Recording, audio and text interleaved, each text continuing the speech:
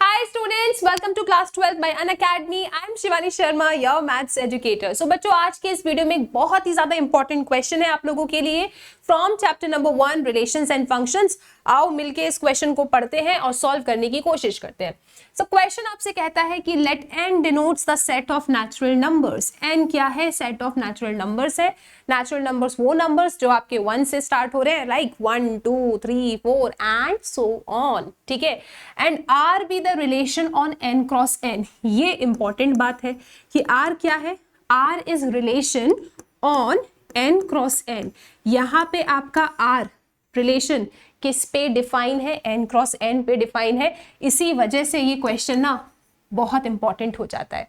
कैसे डिफाइन है? अब ये देखो आप कैसे डिफाइन है कि AB is related to CD है। अच्छा जी, AB is related to CD है। कैसे? एक कंडीशन है, उस कंडीशन को देखो। कंडीशन क्या कहती है कि AD B plus C is equal to BC A plus T। Check करो एक बार, AD B plus C is equal to BC A plus T। तो अगर ये कंडीशन फुलफिल होती है तो आपका AB is related to CD है। अब इस टाइप का क्वेश्चन ना मैंने आपको फर्स्ट वीडियो में भी सॉल्व करवाया था, जब रिलेशन किसी कार्टेशियन प्रोडक्ट पे डिफाइन है, ठीक है। R is define on n cross n। यहाँ पे बच्चों दो चीजें आपको ध्यान रखनी होती है। सबसे पहली चीज, जब आप रिफ्लेक्सिव वगैरह प्रूव कर रहे हो तो वहां पे ऑर्डर्ड पेयर लेके चलते हो। And the second most important thing is कि आपको पहले से डिकोड करके रखना है कि अगर ऑर्डर्ड पेयर है तो इक्वेशंस में कैसे लिखेंगे, और अगर इक्वेशन है तो उसे ऑर्डर्ड पेयर में कैसे बंद करना है, ठीक है। चलो तो एक बार जल्दी से डिकोड कर लेते हैं कि इस ऑर्डर्ड पेयर को ऐसा कैसे लिखा है इनने, ठीक है। तो आप देखो, AB रिलेटेड टू CD, तो AD B plus C is equal to BC A plus D हुआ है। अच्छा, तो ये जो A है इस D के साथ गया तो AD बना है, और ये जो B है इस C के साथ ऐड हुआ है तो B प्लस C बना है। इस साइड का तो आ गया, इस साइड का हम इससे समझ जाएंगे। B प्लस C था तो यहाँ पे BC मल्टीप्लीकेशन में आ जाएगा, AD था तो A प्लस D आ जाएगा, ठीक है। सो आई होप ऑर्डर्ड पेयर से इक्वेशन बनाना हमको आ गया।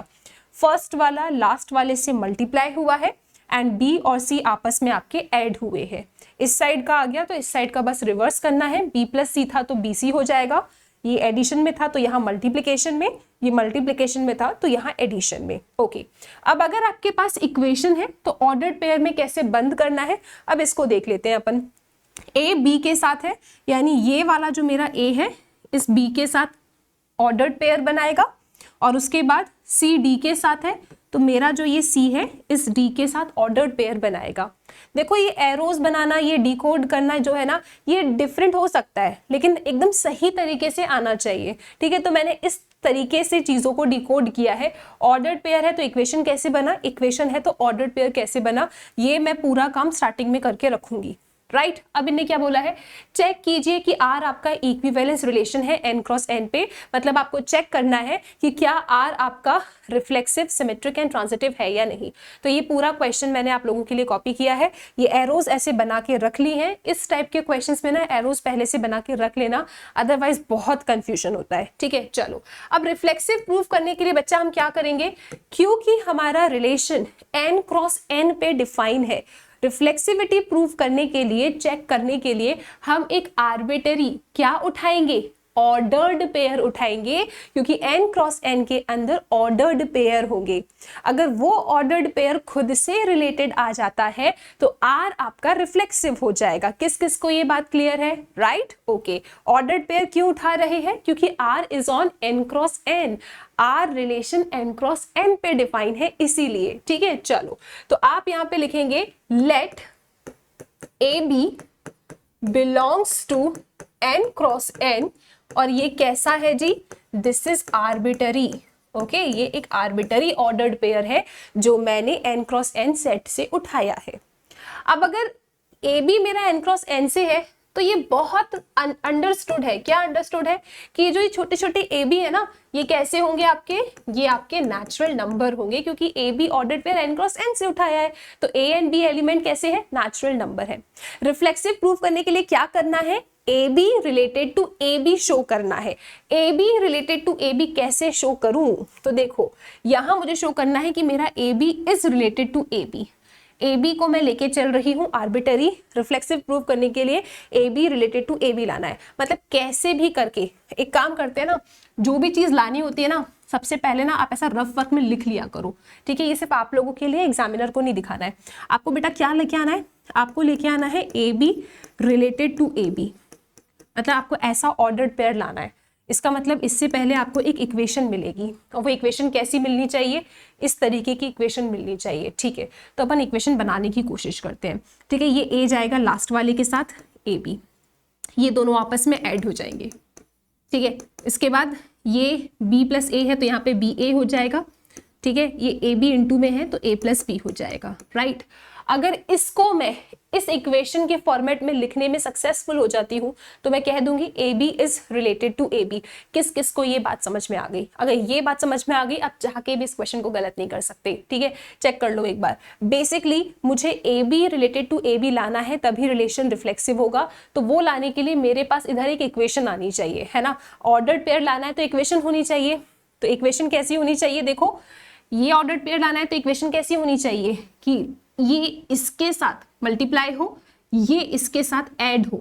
अब ये जो एडिशन में है मल्टीप्लिकेशन में, जो मल्टीप्लिकेशन में है वो एडिशन में। अगर ऐसी लाइन मैंने यहाँ चिपका दी तो A B related to A B आ जाएगा। अब वो लाइन में कैसे लिखूं? कुछ नहीं करना है। ये ए बी कौन है बताओ जल्दी से, ए बी कौन है? नेचुरल नंबर है। तो बस by commutativity of addition and multiplication of natural number से आप ये लाइन लिख सकते हो। बोलो किस किस को समझ में आ गया? This is A B, B plus A is equal to, इसको लिख दोगे आप लोग बी ए प्लस बी, ठीक है ना। ये लाइन लिख सकते हैं अपने आप, ये लाइन लिख सकते हैं। कैसे लिखा मैंने ये line? By commutativity of addition and multiplication of natural numbers, ठीक है। आपका जो मल्टीप्लिकेशन है वो भी कम्यूटेटिव होता है, जो एडिशन है वो भी कम्यूटेटिव होता है। तो उस लॉजिक के थ्रू मैंने ये लाइन लिख दी, और जैसे ही मैंने ये लाइन लिख दी, आप यहाँ पे रीजन लिख देंगे, आप यहाँ पे रीजन लिखेंगे by commutativity of addition and multiplication of natural numbers, ठीक है। तो जो लेके आना है ना वो पहले रफ वर्क में जाके सॉल्व कर लिया करो। रफ वर्क में लिख लिया ना, आपको एक आइडिया मिल जाएगा कि आपको क्या लेके आना है, और उसी तरीके से फिर आप लॉजिक लगा लोगे, ठीक है। अब ये ऐसा आ गया, अब भाई इसको ऑर्डर्ड पेयर में बंद कर दो और खुश हो जाओ, ठीक है। ये आप पूरा एकदम अच्छे से लिख कर आओगे, ठीक है। अब बंद कैसे करना है, लाओ वो भी सीख लेते हैं अपन। देखो इक्वेशन है तो बंद कैसे करना है? फर्स्ट वाला इसके साथ तो फर्स्ट वाला बी के साथ, तो यहाँ पे आएगा ए बी रिलेटेड, ये वाला इसके साथ, देखो ये वाला इसके साथ, so A B related to A B. और हम एक आर्बिटरी ऑर्डर्ड पेयर को इस सेट में लेके चले थे और उसको मैंने उसी से रिलेटेड शो कर दिया। दैट मीन्स आर कैसा है? R is reflexive. आर कैसा रिलेशन हो गया जी? आर एक रिफ्लेक्सिव रिलेशन हो गया। अगर कोई कंडीशन किसी आर्बिटरी एलिमेंट के लिए ट्रू होती है तो इस सेट में जितने भी ऑर्डर्ड पेयर्स रखे होंगे उसके लिए ये कंडीशन ट्रू होगी, मतलब आर आपका रिफ्लेक्सिव होगा। आई होप यहां तक किसी को कोई दिक्कत नहीं है। अब चलते हैं और इसको सिमेट्रिक प्रूव करते हैं। सिमेट्रिक प्रूफ करने के लिए हम क्या करेंगे? सिमेट्रिक प्रूफ करने के लिए सबसे पहले तो मैं दो ऑर्डर्ड पेयर्स को उठाऊंगी फ्रॉम माय गिवन सेट जिसपे रिलेशन डिफाइन है, ठीक है। अंडरस्टूड है कि ABCD क्या है? मेरे नेचुरल नंबर्स हैं। मैं कह रही हूँ कि ABCD मैंने n क्रॉस n से उठाए और इनको मैं ऐसा उठा रही हूँ सच दैट ये जो ऑर्डर्ड पेयर्स है ना आपके AB एंड CD ये आपस में रिलेटेड है। अब क्योंकि ये रिलेटेड है तो डेफिनेटली ये उस कंडीशन को फिलफिल करेंगे। वो कंडीशन क्या है? किस तरीके की कंडीशन थी? चेक करो एक बार। ये रिलेटेड है तो ये कंडीशन को वो फुलफिल करेंगे, तो उस कंडीशन को लिख देते हैं जल्दी से। चलो जी, कैसे लिखोगे? A जाएगा D के साथ, सो दिस इज AD, और B जाएगा C के साथ, तो B प्लस C। इस साइड का हो गया, इस साइड का खुद से लिख लो, ये BC and this is A plus D। लो भैया, ठीक है। ये रिलेटेड लेके चल रही हूं तो डेफिनेटली ये कंडीशन को इसने फुलफिल किया होगा, तो मैंने ये कंडीशन लिख दी। सिमेट्रिक प्रूफ करना है अगर मुझे, तो मुझे CD रिलेटेड टू AB लाके दिखाना होगा। AB रिलेटेड टू CD लेके चल रही हूं, अगर CD रिलेटेड टू AB आ गया तो मेरा काम हो जाएगा। मैंने कहा ठीक है, अगर C D related to A B लाना है तो सबसे पहले उसकी इक्वेशन लानी होगी कुछ इस तरीके की, जो भी बनेगी उसके बाद ही रिलेटेड होगा। तो मैंने कहा थोड़ा सा खेल लेते हैं, ठीक है चलो थोड़ा सा खेलते हैं, इसको लेके चल रहे हैं। A B is related to C D, क्या लाना है, C D related to A B लाना है, ठीक है।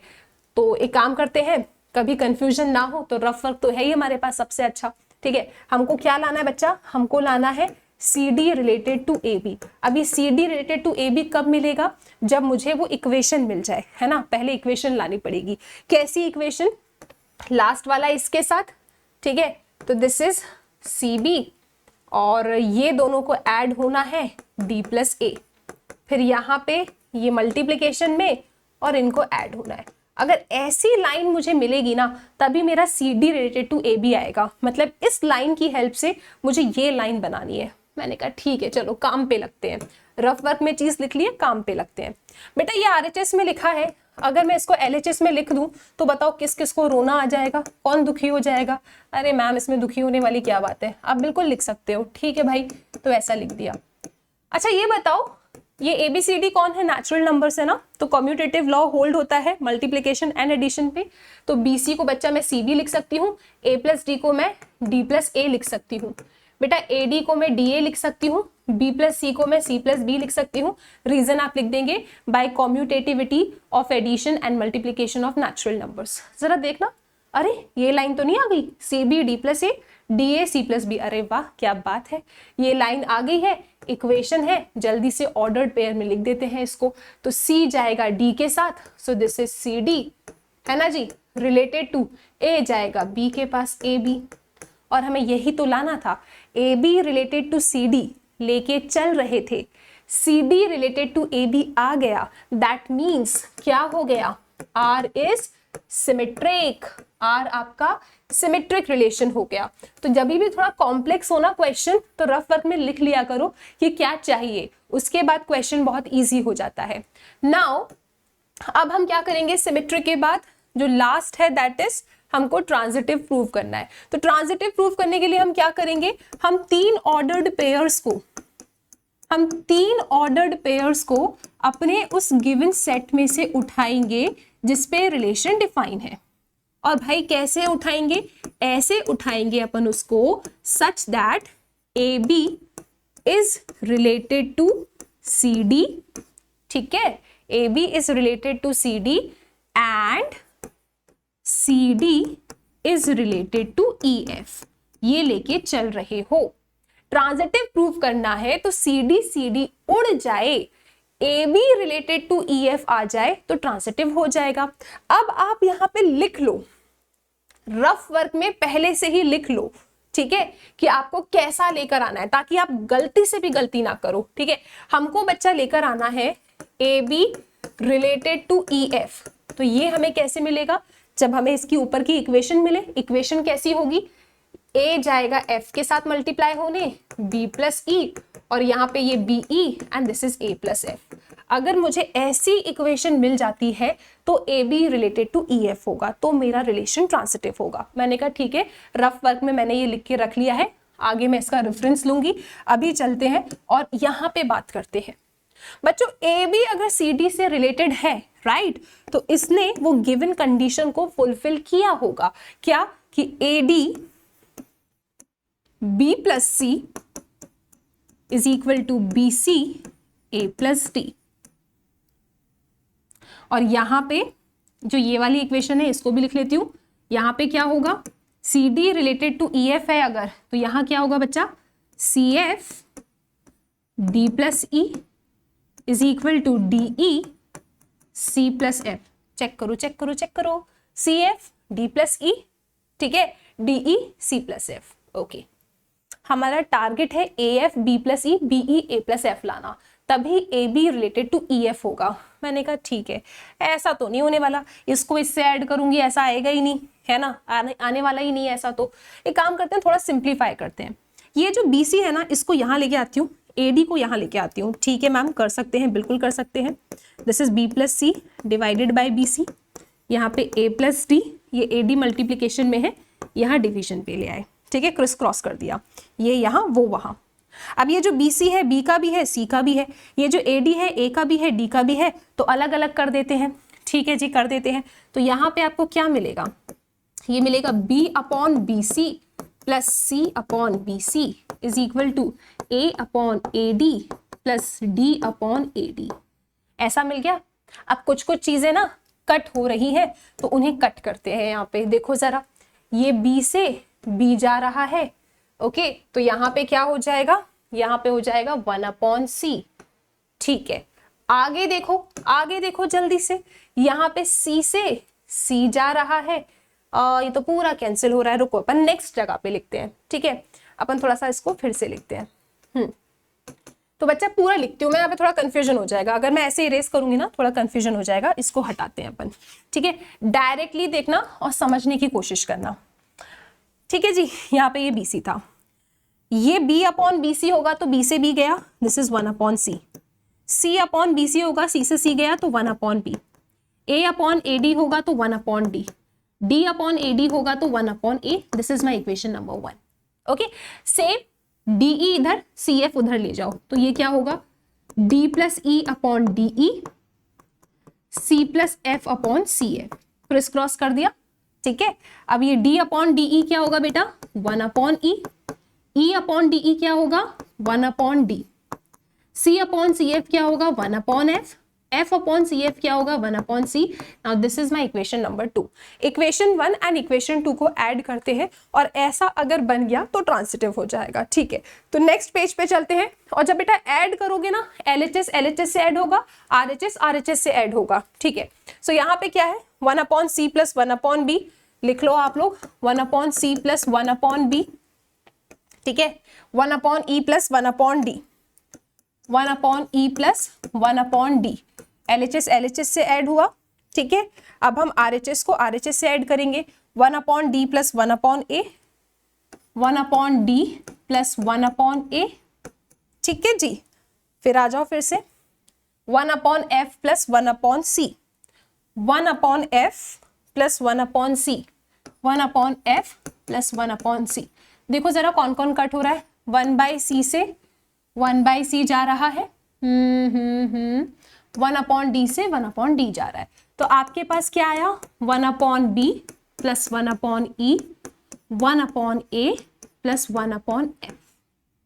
ठीक है, LCM लोगे ना आप यहाँ पे तो ये क्या मिलेगा आपको। अच्छा, एक चीज ना, वो चीज भी पहले से लिख के रख लो। आपको क्या चाहिए, AF B + E, BE AF A + F चाहिए। ठीक है, तो प्रीवियस स्लाइड पे आ जाएंगे आप लोग। हम क्या करेंगे, यहाँ पे LCM लेंगे, तो बच्चा यहाँ बनेगा BE B + E AF A + F। Commutative होता है तो घुमा के लिख दिया है क्योंकि सब नेचुरल नंबर्स हैं। अब यहाँ पे क्या हो जाएगा, ये इधर ये इधर, सो this is AF B + E BE A + F। Equation बन गई। देखना जरा, यही इक्वेशन चाहिए थी क्या, AF B + E BE A + F। कहाँ गया, कहाँ गया, कहाँ गया, हाँ ठीक है। अब इक्वेशन है तो ऑर्डर पेयर में लिखोगे कैसे, A जाएगा B के साथ, E जाएगा F के साथ। तो आप यहाँ पे लिख देंगे therefore AB is related to EF, है ना। A जाएगा B के साथ एंड आपका E जाएगा F के साथ। So AB is related to EF, therefore आप कह देंगे R इज ट्रांसिटिव। तो R कैसा हो गया, ट्रांसिटिव हो गया। तो जब भी क्वेश्चन आपको थोड़ा सा कॉम्प्लिकेटेड लगे ना, तो आप पहले से लिख के रख लो कि आपको लेकर कैसा आना है और फिर उस काम में लग जाया करो, तो आपका सोल्यूशन आ जाएगा, कोई दिक्कत की बात नहीं है। सो आई होप ये क्वेश्चन क्लियर है। दिस इज वेरी इंपॉर्टेंट, थोड़ा सा लेंदी था लेकिन काफी इंपॉर्टेंट क्वेश्चन है। ओके, सो इसको अच्छे से प्रैक्टिस करना। इसके बाद मिलेंगे नेक्स्ट वीडियो में नए क्वेश्चन के साथ। Till then take care, thank you.